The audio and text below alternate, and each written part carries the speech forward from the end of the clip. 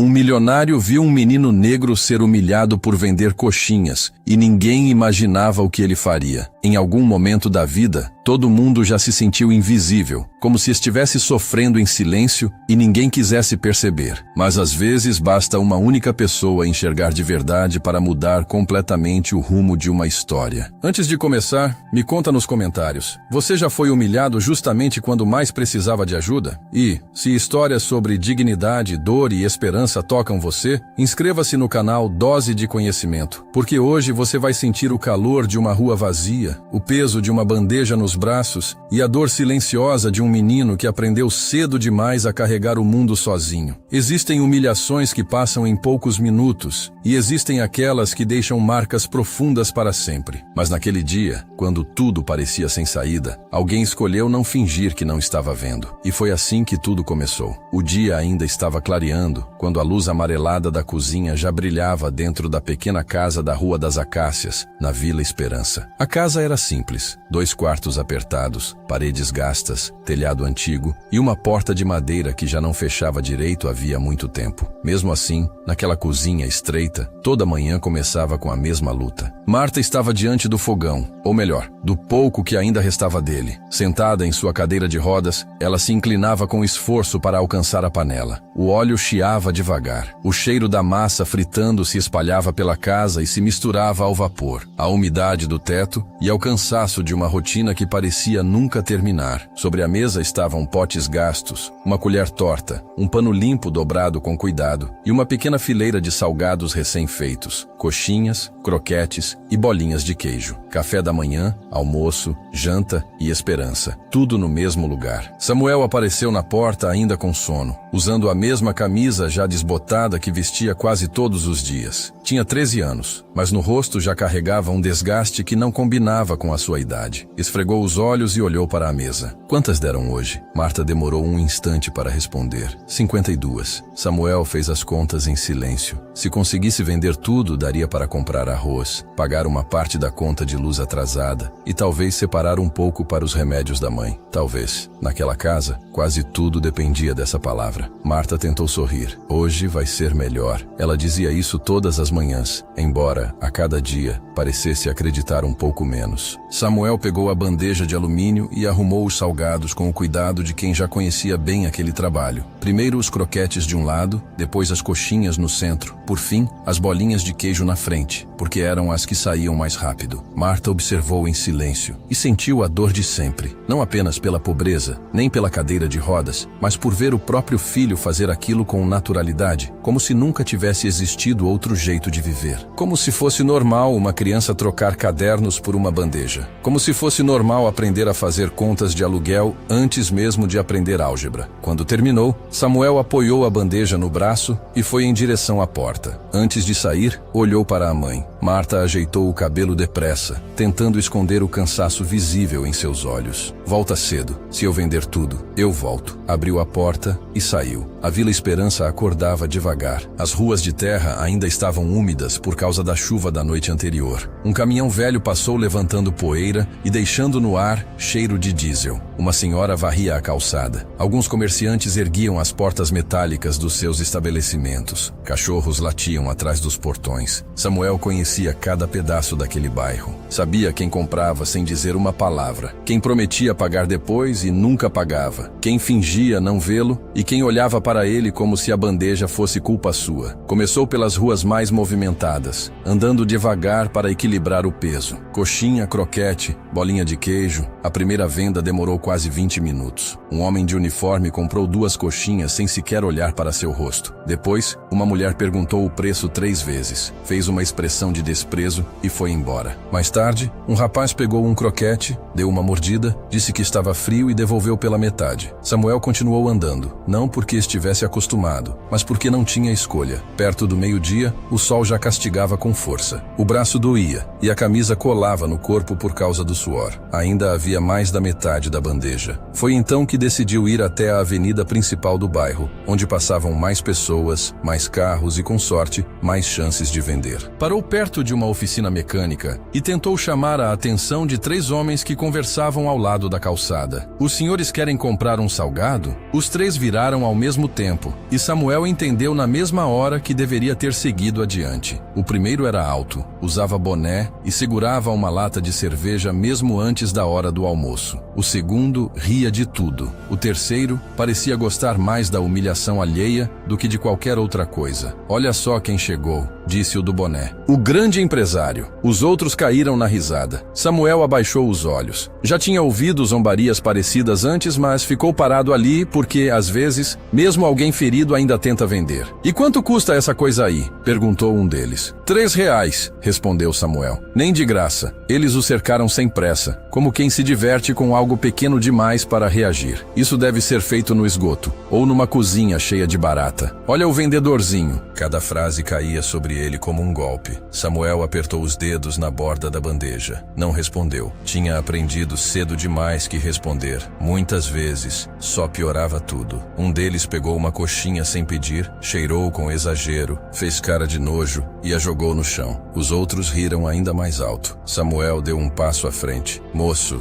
não faz isso. Foi a pior coisa que poderia ter dito, porque o homem abriu um sorriso daquele tipo que só aparece quando alguém percebe que ainda pode machucar mais. Então deu um tapa seco na bandeja. O mundo pareceu parar por um instante. As coxinhas voaram. Os croquetes caíram no asfalto. As bolinhas de queijo rolaram pela calçada e terminaram esmagadas entre a lama e os sapatos. A bandeja bateu no chão com um som metálico que, para Samuel, pareceu uma sentença. Ele ficou imóvel. Não eram apenas salgados. Eram o arroz, a conta de luz, os remédios. Era a noite inteira da mãe diante do fogão. Era tudo. E agora estava espalhado no asfalto. Os 3 homens riam sem parar, como se destruir a única chance de uma família atravessar o dia seguinte fosse uma simples brincadeira. As pessoas passavam, olhavam e continuavam andando. Ninguém dizia nada, ninguém fazia nada, até que uma voz interrompeu a cena. Já chega! Os 3 se viraram. Samuel também. Do outro lado da avenida havia um carro preto parado. Ao lado dele, um homem de terno escuro caminhava na direção deles. Era alto, elegante, de expressão firme. Não parecia pertencer àquele lugar, mas também não demonstrava a menor dúvida. Não levantou a voz, nem precisou. Parou diante dos 3 homens, olhou para a comida caída no chão, depois para a bandeja, depois para Samuel. Por fim, encarou os agressores. 3 homens adultos contra um menino. O homem de boné tentou sustentar o deboche. E você é quem? Alguém que ainda sabe a diferença entre coragem e covardia. O silêncio tomou conta da calçada. Os homens tentaram manter a pose, mas havia alguma coisa naquele desconhecido que estava desmontando a valentia deles. Talvez fosse o tom sereno da voz. Talvez fosse o olhar firme. Talvez fosse o fato de que, pela primeira vez, alguém tinha decidido não fingir que não estava vendo. Vá embora, senhor, murmurou um deles. O homem deu mais um passo. Vocês vão pedir desculpas. Eles se entreolharam. O riso já tinha desaparecido. Recuaram devagar, resmungando alguma coisa para tentar salvar o orgulho e acabaram indo embora sem olhar para trás. Samuel continuava imóvel, com o coração acelerado. O homem se abaixou, pegou a bandeja e a segurou nas mãos. Você está bem? Samuel quis responder que sim, mas, ao olhar para os salgados destruídos, não conseguiu dizer nada. Então o homem tirou a carteira do bolso. Quanto você ganharia se vendesse tudo? Samuel engoliu em seco, fez a conta rapidamente e falou um valor aproximado. O homem tirou várias notas e colocou na mão dele. Era mais do que ele teria conseguido ganhar. Mas, senhor, eu vou ficar com tudo. Samuel olhou para o chão sujo, para a comida esmagada, para a bandeja vazia. Não dá mais. O homem manteve a bandeja nas mãos e olhou diretamente para ele. Dá sim, porque eu não estou comprando só os salgados. Pela primeira vez naquele dia, talvez pela primeira vez em muito tempo, Samuel sentiu vontade de chorar. Não de tristeza, mas por aquela sensação estranha de deixar de ser invisível, de perceber que alguém finalmente tinha parado para enxergá-lo de verdade. Durante o caminho de volta, Samuel Samuel não parava de olhar para o dinheiro apertado em sua mão.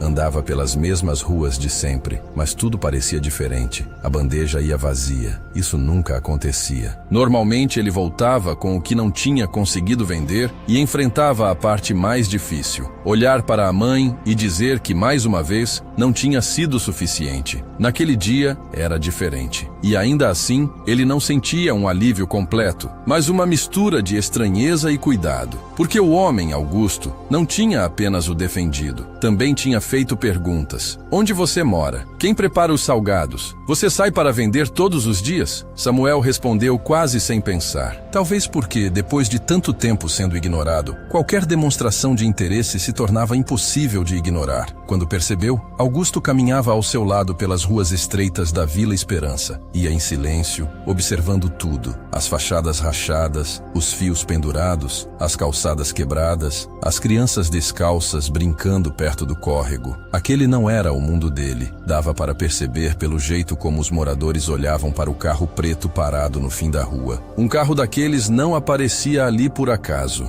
Quanto mais se aproximavam da Rua das Acácias, mais Samuel se arrependia de ter deixado Augusto acompanhá-lo. Uma coisa era ser visto vendendo na rua. Outra, muito diferente, era deixar alguém entrar em sua vida. Quando chegaram, ele parou diante da casa. A parede tinha a pintura descascada, o portão enferrujado estava preso por um arame, e na varanda, duas plantas secas resistiam dentro de latas antigas. Augusto ficou em silêncio. Samuel abriu a porta. Mãe, cheguei. Marta apareceu logo em seguida, empurrando a cadeira de rodas da cozinha até a pequena sala. Primeiro olhou para o filho, depois para a bandeja vazia, depois para o dinheiro e, por último, para Augusto. Sua expressão mudou na mesma hora. Não foi surpresa, foi defesa. Quem é ele? Samuel engoliu em seco. Ele comprou os salgados. Marta continuou olhando para Augusto sem se mover. Conhecia bem aquele tipo de visita. Gente que chegava com pena nos olhos, fazia perguntas, prometia ajuda e desaparecia logo depois. Às vezes, a esperança doía mais do que a própria necessidade. Augusto falou primeiro. Meu nome é Augusto. Ela não respondeu. Encontrei seu filho na avenida. Essa parte eu já entendi, disse Marta fria. Samuel abaixou os olhos. Então Marta percebeu outra coisa. As mãos do filho tremiam. O que aconteceu? Samuel tentou explicar, mas não conseguiu. Foi Augusto quem contou tudo, sem exageros, sem enfeites. Disse que 3 homens zombaram dele, derrubaram a bandeja e jogaram a comida no chão. Enquanto escutava, o rosto de Marta perdeu a cor. Imaginou o filho sozinho no meio da rua, cercado de risadas, vendo tudo o que tinham preparado por horas ser destruído. Fechou os olhos por um instante e depois perguntou a única coisa que conseguiu perguntar. Eles machucaram você? Samuel balançou a cabeça, embora fosse claro que ele não estava bem. Augusto olhou em volta. A sala era pequena, o sofá estava rasgado de um lado, a mesa só ficava de pé por causa de um pedaço de madeira, e o teto tinha manchas de umidade. Mas foi ao olhar para a cozinha que ele realmente entendeu. Ali estava o centro de tudo. Um fogão antigo, panelas amassadas, um freezer pequeno que mal fechava, uma pia pingando, armários tortos. Marta fazia todos aqueles salgados naquele espaço, sozinha, sentada em uma cadeira de rodas. Augusto ficou parado. Sobre a mesa havia uma colher entortada, um escorredor quebrado, recipientes remendados. Tudo parecia no limite, e mesmo assim,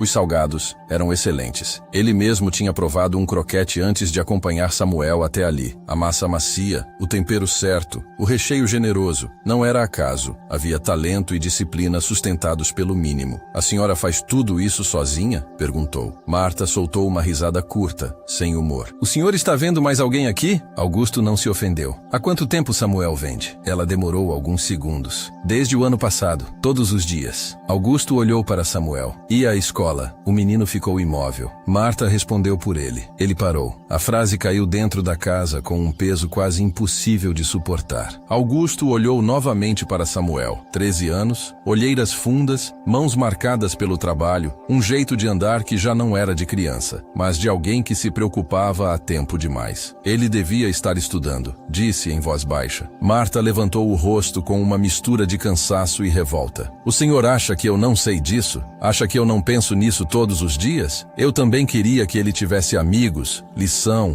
prova, uniforme, qualquer coisa menos isso. Mas aqui em casa a gente precisa comer. Naquelas poucas palavras havia anos inteiros de impotência. Augusto não respondeu na hora. Não encontrou nenhuma frase fácil. Nenhuma daquelas palavras vazias que as pessoas costumam usar quando a dor é dos outros. Apenas olhou para as contas acumuladas em cima da mesa, para o remédio de Marta pela metade e para a bandeja encostada perto da porta. E entendeu. Aqueles salgados nunca tinham sido apenas salgados. Eram a linha que separava aquela família do desespero completo. Ele pegou um dos que tinham sobrado para a janta e provou. A senhora cozinha muito bem. Marta não respondeu, mas pela primeira vez sua expressão vacilou. Esses salgados poderiam vender muito mais. Marta quase sorriu, sem acreditar. Todo mundo fala isso. Eu não sou todo mundo. Ela cruzou os braços. E isso quer dizer o quê? Augusto olhou para a bandeja. Que o problema não está na comida. Está no jeito como ele é obrigado a vender. Samuel franziu a testa. Marta ficou em silêncio. Augusto caminhou até a porta. Samuel sentiu um aperto no peito. Já conhecia o fim dessas histórias. A pessoa promete, vai embora e nunca mais aparece. Antes de sair, Augusto parou. Amanhã eu volto. Marta não respondeu. Não conseguia acreditar. Já tinha juntado vezes demais os pedaços da própria esperança para permitir que ela se levantasse de novo. Augusto foi embora. O carro preto desapareceu no fim da rua. Samuel ficou na porta olhando até não conseguir mais vê-lo. Atrás dele, Marta voltou para a cozinha e tentou agir como se nada tivesse acontecido. Guardou a comida, lavou uma panela, limpou a mesa. Mas suas mãos estavam inquietas, porque mesmo sem querer admitir, uma parte dela ficou esperando pelo dia seguinte. Na manhã seguinte, Marta tentou trabalhar como sempre, embora olhasse para a janela a cada poucos minutos. Samuel também esperava, mesmo sem querer admitir isso para si mesmo. As horas passaram devagar até que, perto do meio-dia, um carro parou em frente à casa. Os dois ficaram imóveis. Samuel correu até a porta. Era Augusto. Ele desceu do carro com 2 caixas grandes. Depois abriu o porta-malas e tirou mais coisas. Uma batedeira nova, panelas maiores, recipientes, formas, embalagens, um carrinho dobrável. Marta ficou no meio da cozinha sem conseguir falar. Augusto entrou sem fazer discurso e sem prometer grandes coisas. Colocou as caixas sobre a mesa e começou a observar tudo com atenção profissional. Faz tempo que essa pia está vazando? Faz. E esse freezer? Fecha quando quer. Augusto assentiu, pegou papel e caneta e começou a anotar. Samuel olhava para ele como se estivesse diante de algo impossível. O que o senhor está fazendo? Perguntou. Tentando entender por que vocês trabalham tanto e ganham tão pouco. Marta ainda desconfiava, mas havia uma coisa impossível de negar. Ele tinha voltado. E não tinha voltado com pena, e sim com interesse de verdade. Passou a manhã reorganizando a cozinha para que Marta pudesse trabalhar melhor da cadeira, arrumou os utensílios, melhorou a forma de guardar os ingredientes e ensinou os dois a embalar melhor os salgados. Eram detalhes simples, mas naquela casa pareciam enormes. No começo, Marta respondia com frases curtas, mas aos poucos começou a participar mais. Então Augusto provou um croquete de frango, ficou em silêncio por um instante e levantou os olhos. A senhora tem certeza de que isso nunca foi vendido fora da Vila Esperança? Marta soltou uma risada baixa. Fora daqui? Mal vende direito aqui. Isso está melhor do que muita coisa servida em lugar caro. Samuel olhou para a mãe. Ela tentou disfarçar, mas surgiu em seu rosto um brilho diferente. Não era confiança total. Era algo menor, mais frágil. A sensação de que talvez aquilo que fazia realmente tivesse valor. Augusto escreveu alguns números numa folha e mostrou a ela. Quantos salgados a senhora consegue fazer por dia? 50, 60, se eu aguentar mais tempo na cozinha. Com isso aqui e um pouco mais de organização,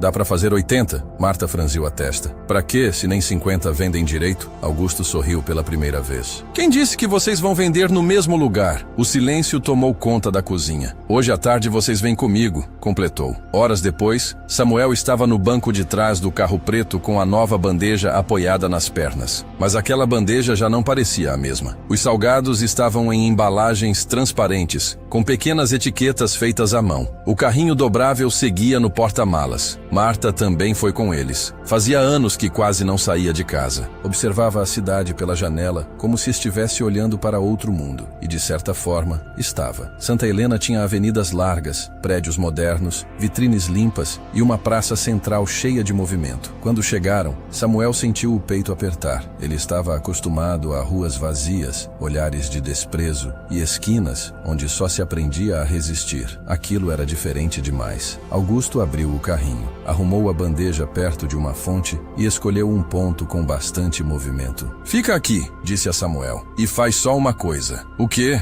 "Deixa as pessoas provarem." As primeiras passaram sem olhar. Depois, uma mulher diminuiu o passo, perguntou o preço e comprou. Em seguida, um homem pediu 5. Pouco depois, uma senhora quis saber quem fazia aqueles salgados. Uma moça tirou uma foto. Em menos de 20 minutos, uma pequena fila começou a se formar. Samuel não conseguia acreditar. As pessoas sorriam, elogiavam, perguntavam se eles faziam encomendas, se voltariam no dia seguinte, se havia outros sabores. Marta observava tudo da cadeira de rodas, com as mãos tremendo no colo, porque não se tratava apenas de vender. Tratava-se de descobrir que, durante todo aquele tempo, o problema nunca tinha sido a qualidade, nem o esforço, nem eles. O problema tinha sido o lugar, a vergonha, o círculo em que a necessidade os manteve presos. Uma hora depois, a bandeja estava completamente vazia, mas dessa vez não havia lama nem humilhação. Apenas uma mesa limpa, um carrinho vazio e um caderno com pedidos anotados. "Acabou?" perguntou Samuel, como se ainda não entendesse direito. Augusto entregou a folha para ele. "Não, agora começou." Na folha havia nomes, telefones e encomendas para o dia seguinte. 30 croquetes, 20 risoles, uma bandeja para uma reunião, outra para um aniversário pequeno. As mãos de Samuel começaram a tremer. Marta levou a mão à boca. Seus olhos se encheram de lágrimas, embora ainda não chorasse. A esperança vinha acompanhada de medo. Medo de que tudo desaparecesse no dia seguinte, medo de que aquilo fosse só uma exceção. Augusto percebeu esse medo e se abaixou ao lado dela. Isso não foi sorte. Marta olhou para ele. Então foi o quê? Talento. Só estava escondido. Ela fechou os olhos por um instante. Aquelas palavras doíam justamente porque fazia muito tempo que ninguém as dizia. A volta para casa foi silenciosa. Samuel segurava a folha de pedidos contra o peito. Marta olhava a cidade, mas já não via apenas ruas e prédios. Via algo que quase tinha esquecido. Futuro. Naquela noite, antes de dormir, Samuel deixou a bandeja ao lado da cama. A mesma bandeja que no dia anterior tinha caído no asfalto. A mesma que tinha carregado tudo. Mas agora ela pesava de outro jeito. Pesava de esperança. Nos dias seguintes, a casa mudou. Não deixou de ser simples, mas a cozinha se encheu de movimento, pedidos e contas que finalmente começavam a ser pagas. Vieram os remédios completos de Marta, depois a luz em dia, depois pequenas melhorias que pareciam imensas. As encomendas aumentaram. A praça central passou a conhecer os salgados de Marta e Samuel voltou a sorrir. Augusto continuou presente, não como um salvador, mas como alguém que ensinava, abria caminhos e ajudava os dois a organizar o próprio esforço. Conseguiu uma primeira encomenda grande para uma empresa de Santa Helena. Eles fizeram com medo, cansaço e alguns erros, mas conseguiram. Depois vieram outras, aniversários, escolas, uma cafeteria do centro. Quando perceberam, já havia um caderno inteiro de pedidos sobre a mesa. Numa tarde de sexta-feira, ao voltar da praça, Samuel encontrou Augusto sentado na varanda. Tinha uma pasta nas mãos e parecia estranhamente nervoso. "Faz muito tempo que o senhor está aqui?" perguntou Samuel. "Já tem um tempinho." Samuel deixou a bandeja perto da porta. Aquela bandeja parecia menor agora, embora continuasse a mesma, com as quinas amassadas e as marcas de tantos dias difíceis. Augusto olhou para ele. "Senta aqui." Samuel sentou-se no degrau. Marta apareceu pouco depois na cadeira de rodas e se posicionou perto da porta. O céu começava a escurecer e um vento leve atravessava a varanda. Então Augusto abriu a pasta e tirou um envelope. "Eu queria esperar mais um pouco", disse, "mas acho que já está na hora." Estendeu o envelope para Samuel. "Abre." Samuel abriu devagar. Dentro havia vários papéis. No alto do primeiro estava escrito: Escola Municipal Machado de Assis. Ele piscou, leu de novo e mais uma vez. "Eu não estou entendendo." Augusto respirou fundo. "É a sua matrícula." O mundo pareceu ficar sem som. Samuel olhou para Augusto, depois para a mãe, depois de volta para a folha. "Isso não pode ser verdade." Marta levou a mão à boca e as lágrimas encheram seus olhos no mesmo instante. Samuel continuava olhando para o papel como se estivesse segurando algo frágil demais. porque não era apenas uma matrícula. Era tudo o que tinha deixado para trás: cadernos, aulas, tarefas, uniforme,